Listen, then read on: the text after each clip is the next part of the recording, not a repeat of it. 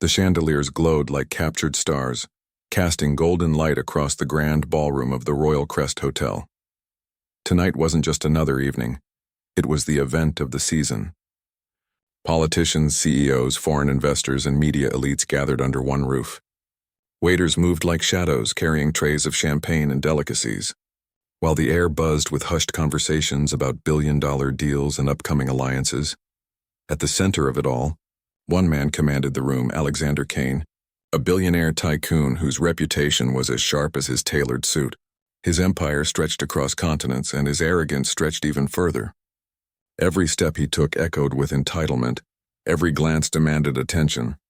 People whispered his name with a mix of fear and admiration, but power always needs an audience, and Kane thrived on it.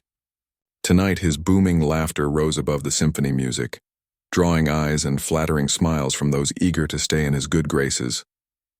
For him, this was more than dinner. It was a stage. And yet, in the same glittering room, another figure moved almost unseen. Eliza Ward, a young waitress in a crisp white shirt and black apron, balanced trays with careful precision. To most of the guests, she was invisible, just another servant in the background of their grandeur. But to her, every shift was survival. She worked double hours to pay rent, to help her younger brother with school fees, to keep her mother's medicine cabinet from running empty. Two worlds under one roof. One blinded by excess, the other fueled by necessity. As Eliza wove through the crowd, she couldn't help but notice Kane. His voice was impossible to miss. He spoke loudly, bragging about his latest international deal, his words dripping with arrogance. Money doesn't just talk, it commands. That's why I'm untouchable. The guest chuckled obligingly, though some eyes darted away uncomfortably. Eliza steadied her tray, jaw tightening. She'd heard his type before, men who measured worth in numbers, not in dignity. Men who thought wealth gave them the right to trample others. And yet tonight fate was weaving their paths closer. In a room filled with power and pride, no one could imagine that the clash between a billionaire and a waitress would silence them all. Because sometimes, it isn't money that shakes a room, it's the courage to speak a single truth. The dinner had just reached its peak. Silver cutlery clinked against porcelain plates. Violins played softly in the background, and the scent of roasted duck drifted across the hall. Conversations buzzed. Politics at one table, mergers at another. Everyone seemed eager to impress, to prove they belonged in this room of power. Eliza Ward moved quickly but carefully between the crowded tables. The tray in her hands carried crystal glasses filled to the brim. She'd done this countless times, but tonight the stakes felt higher. One wrong move in front of these people could cost her not just the job, but her dignity. At table 6, the grandest one of all, sat Alexander Kane, the billionaire tycoon who dominated the evening like a lion among sheep. Beside him, ministers, investors, and international partners hung on to his every word. Kane wasn't speaking. He was performing. His hands moved with dramatic flourishes. His voice boomed with the confidence of someone who believed the world itself bent to his will. Eliza approached quietly, eyes down, focusing on her balance. But just as she leaned forward to place a glass near Kane's seat, one stem tilted slightly on the tray. A single drop of water slipped over the rim and landed on the white linen tablecloth, barely noticeable, a tiny blemish against perfection. It should have been nothing. A cloth could wipe it away in seconds. But Kane saw it, and Kane wasn't the type to let small things go. His eyes snapped to her, narrowing like a predator spotting weakness. Then, in a voice loud enough for the entire table and half the ballroom to hear, he barked, "Unbelievable! Can't even carry a tray without spilling. This is what passes for service in this place?" The words cracked through the music, silencing nearby conversations. Eliza froze, her cheeks burning. She quickly set the tray down and reached for a napkin, but Kane wasn't finished. "Pathetic," he continued, pushing his chair back with a dramatic scrape. "Do you know how much this dinner costs? And they send me clumsy staff who can't handle a simple job? I should have expected as much." Laughter rippled from a few sycophants at the table, eager to stay in his favor. Others looked away, uncomfortable but unwilling to speak against him. That was the power of Kane.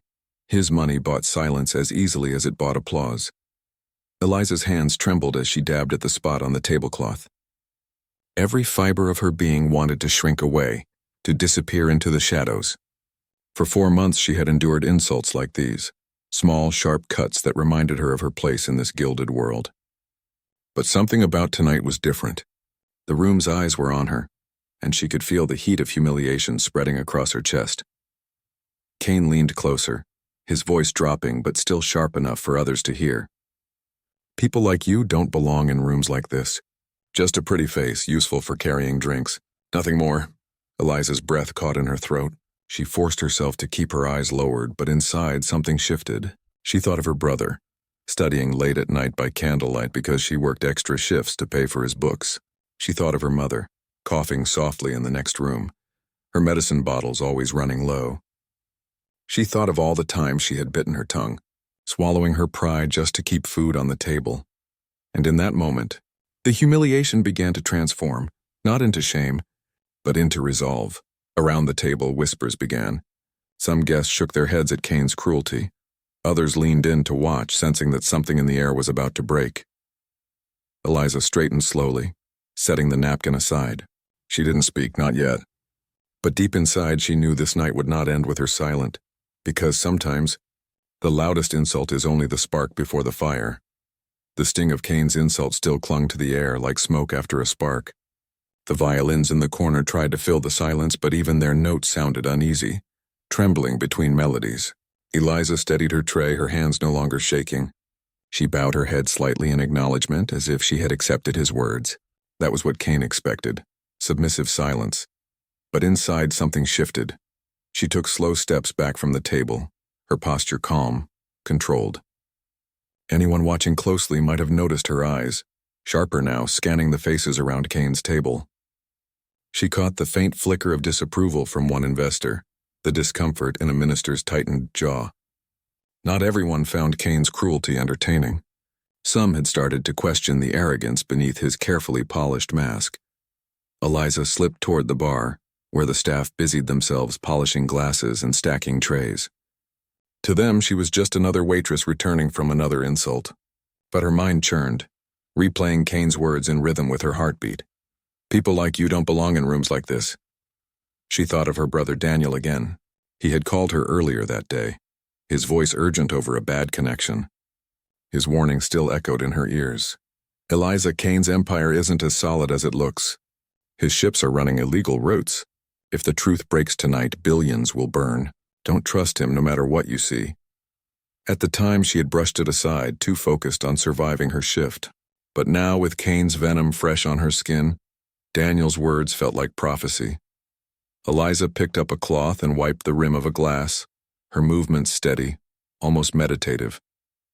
She watched the room through the reflection in the bar's mirror. Kane was already back in performance mode, raising his glass for another boastful toast. The room responded with laughter and applause, but it was thinner this time, hesitant. Phones buzzed in laps, investors sneaking glances at screens. Small ripples of doubt were spreading, invisible but undeniable, and Eliza saw it all. Quietly, she decided something. She would no longer just endure. She wouldn't throw a tantrum or break down. That would only prove Kane right. No, her resistance would be sharper, quieter, stronger. She would let the truth do the talking. When Tom, the floor manager, stormed toward her with a scowl, whispering harshly, "Eliza, what was that? You don't talk back ever. Do you want to get fired?" She simply met his eyes and replied in a calm, steady tone, "He's lying to all of them, Tom. This deal of his, it's not what it looks like." Tom froze, taken aback by her conviction. He muttered something about her being out of her depth and walked off, shaking his head. But Eliza noticed he didn't tell her to shut up. Not this time. Back at table 6, the cracks widened. A man in a red tie leaned toward Kane, whispering something sharp. Another investor scrolled quickly on his phone, his face darkening as he read. Naomi Blake, Kane's ever-loyal fixer, bent to whisper in his ear, her polished smile never slipping, though her eyes darted nervously. Eliza returned to the floor, a tray of fresh glasses in hand. Her steps were steady, deliberate. As she approached Kane's table, she felt his gaze burning into her. He wanted to break her, to prove she was nothing. But Eliza no longer carried just drinks. She carried knowledge. She placed the glasses down with perfect precision. Not a drop spilled this time. Kane smirked, muttering another jab about getting it right at last, but his voice sounded tighter, forced, and for the first time, Eliza didn't feel small under his mockery. She felt strong. The quiet fire in her chest grew. Tonight, she realized, Kane's empire wasn't only at risk because of ships or bribes. It was at risk because someone finally dared to stand steady in front of him and refused to bend. Her resistance wasn't loud. Not yet, but it was unbreakable. And soon, the whole room would feel it. The applause from Kane's latest toast still echoed faintly when Eliza's phone buzzed in her apron pocket. She almost ignored it. Staff weren't supposed to check messages during service, but something in her gut urged her to look. Slipping behind the bar, she pulled it out and glanced at the screen. A headline flashed bold and urgent across her lock screen. Kane shipping vessel runs aground in Singapore. Billions at risk. Her breath caught. She swiped quickly, scanning the article. Words leapt out at her: illegal route, restricted waters, bribed officials, stranded crew. Exactly what Daniel had warned her about. Her pulse hammered as she read line after line confirming the cracks in Kane's empire. The timing was uncanny. While Kane boasted about flawless trade routes and untouchable success, the world outside these walls was already dismantling his lies. And soon those headlines would reach this very room. Eliza shoved the phone back into her pocket and steadied her breathing. She couldn't afford to look rattled. Not now. At table 6, Kane was still commanding the spotlight, glass raised high. To the future of global trade, he declared, his smile broad, his tone drenched in arrogance. Safe, steady, and untouchable. The room erupted in applause, but Eliza noticed the subtle hesitation. Several investors were glancing down at glowing screens under the table, their faces shifting as news alerts began to filter in. Whispers rippled across the room, quiet at first, then growing louder. Victor Ramos, lounging with practiced ease, raised an eyebrow and smirked as he scrolled through his own phone. His lips twitched into a grin, predatory, satisfied. Minister Sato's expression was harder to read. Calm as ever, he simply sipped his wine, though his sharp eyes flicked from Kane to Eliza as though testing her reaction. Kane noticed the distraction. He slammed his glass down with more force than necessary, laughing loudly to cover the unease. Folks, don't get lost in your emails. Tonight is about celebration, but the energy had shifted.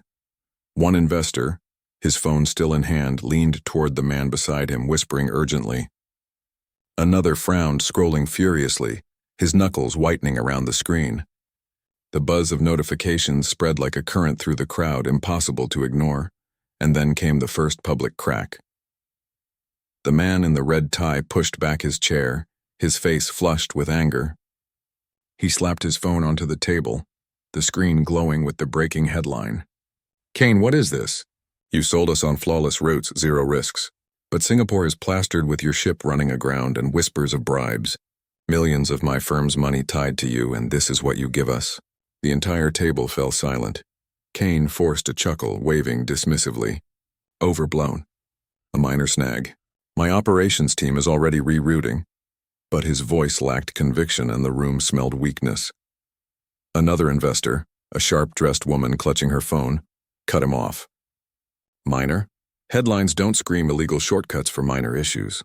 You paraded this deal like it was bulletproof. I'm not waiting for the fallout. I'm pulling my stake. Gasps echoed across the table. Forks stilled mid-air. The whispers became open murmurs now, tension thickening like a storm about to break. From the corner, Amira Qureshi, the photographer, lifted her camera, capturing Kane's tightening jaw, the beads of sweat on his forehead, the way his hand gripped his glass too tightly. She snapped again and again, her lens preserving every fracture in his composure. Eliza, standing with her tray near the bar, felt her heart race. Daniel's warning had come true in real time. The empire that had mocked her, humiliated her, was unraveling under its own lies. She inhaled slowly, steadying herself. She didn't have to say a word. Kane's empire was crumbling before everyone's eyes. But she also knew this was just the beginning.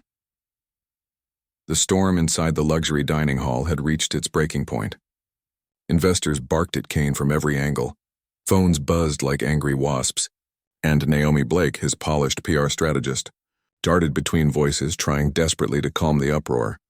Everyone, please, Naomi pleaded, her voice pitched high with strain. This isn't the time for rash decisions. Mr. Kane's record? His record is a lie. The woman in the navy dress snapped, her phone trembling in her grip. Do you think the media invents these reports? Ships don't run aground out of nowhere. Kane slammed his hand on the table, rattling the cutlery. Enough. His voice boomed across the room. This is nothing but noise. My empire stands firm. Anyone pulling out now will regret it. His face was red, sweat glistening under the harsh chandelier light, but his bluster only deepened the investors' doubts. A murmur of disbelief rolled through the crowd. Eliza had been clearing plates silently near the edge of the room, her tray steady in her hands. She hadn't planned to speak again. She was just a waitress, at least that's what Kane always made sure everyone believed. But the lies, the humiliation, the arrogance boiling over before her, it all collided with Daniel's warning and the news breaking like wildfire. And suddenly, she couldn't stay silent. Kane turned, catching sight of her at the perfect wrong moment. His anger needed an outlet, and she was the easiest target.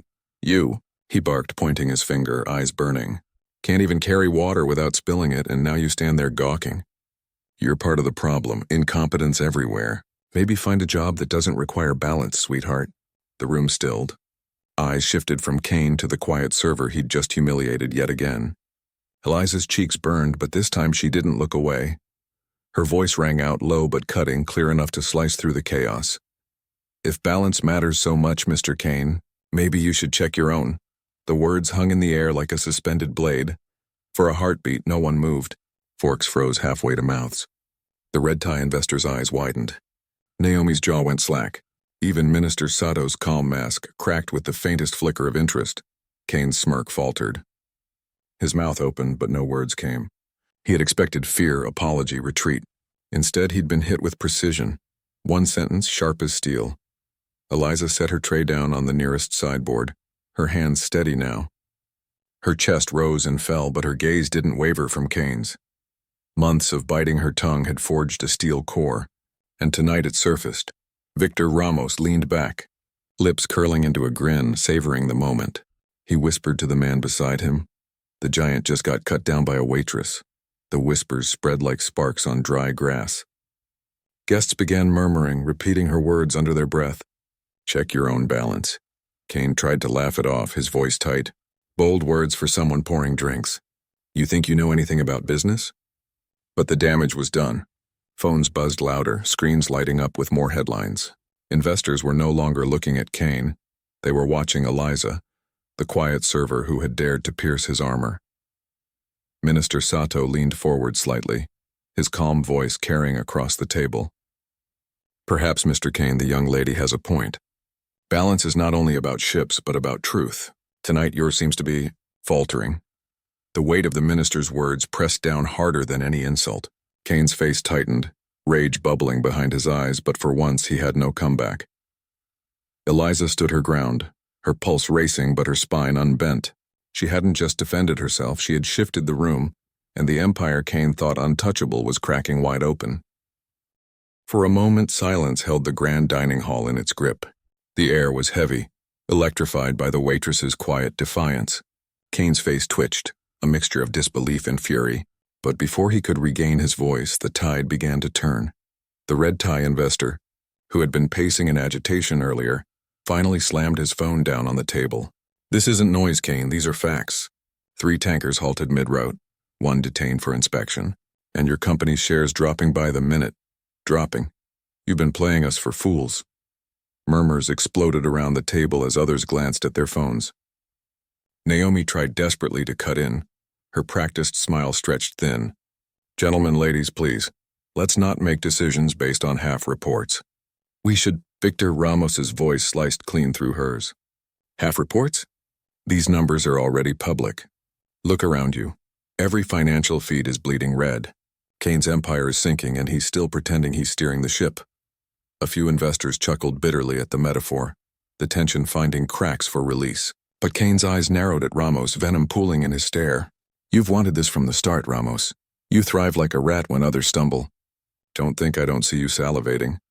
Ramos only smiled wider, leaning back in his chair as if the evening had been orchestrated for his personal entertainment. Oh, I don't need to make you stumble, Kane. You're doing that perfectly well on your own. Phones lit the room like a constellation of bad news. Share prices updated in real time. Contracts slipped away with each headline. A French investor muttered, "My board will pull out by morning." Another, more blunt, declared, "We're finished here." "I won't risk a sinking ship." Kane's booming voice tried to rise above the chaos. "You'll regret this. Do you know who I am? I built an empire from dust." But the desperation cracked through the bravado. For the first time, his words didn't land as power. They rang hollow, a man shouting to stop an avalanche. And then Eliza spoke again. Not loud, not dramatic. Just steady, clear enough to pierce the noise. "An empire built without balance," she said, her tone calm, "always falls by its own weight." The murmurs hushed. People turned to her again, the invisible waitress now standing at the center of the storm. Naomi looked as if she might faint.